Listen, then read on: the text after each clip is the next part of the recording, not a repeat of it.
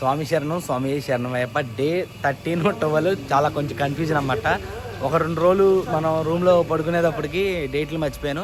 ఈరోజు డే 13 అండి. ఈరోజు ఎర్లీ మార్నింగ్ రికార్డ్ చేస్తున్న వీడియో ఇది. యాక్చువల్గా నేను డే 12 గురించి చెప్పడానికి అయితే వీడియో చేశాను.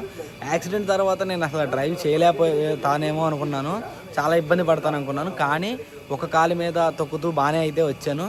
సో నిన్న నార్మల్గా మనం వచ్చిన దానికంటే కూడా నిన్న ఎక్కువ కిలోమీటర్లు అయితే మనం సైకిల్ తొక్కడం జరిగింది.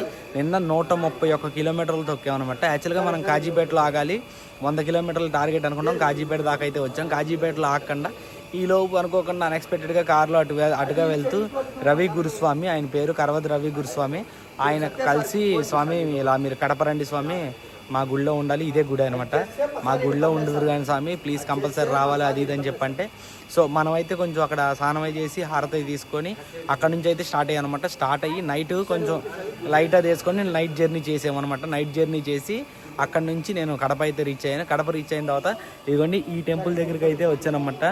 ఈ టెంపుల్ దగ్గరికి వచ్చిన తర్వాత నైట్ ఈ టెంపుల్లో మొత్తం అంతా అయిన తర్వాత మళ్ళీ రెడీ అయ్యి ఇక్కడ దగ్గరలో ఈ టెంపుల్లో పీఠంలో ఎవరైతే కొంతమంది స్వాములు ఉంటారో వాళ్ళ ఇంట్లో ఒకళ్ళ ఇంట్లో పడి భజన ఉంటే, సో ఆ పడి భజన దగ్గరికి అయితే వెళ్ళాను. పడి భజన దగ్గరికి వెళ్ళి పడి భజనలో చాలాసేపు ఉన్నాం. 10:30, 11 అలా అయిందనమాట. పడి భజన చాలా బాగా జరిగింది, చాలా అంటే చాలా బాగా జరిగింది. పడి పాట కూడా ప్లే చేస్తాను చూడండి ఇక్కడ.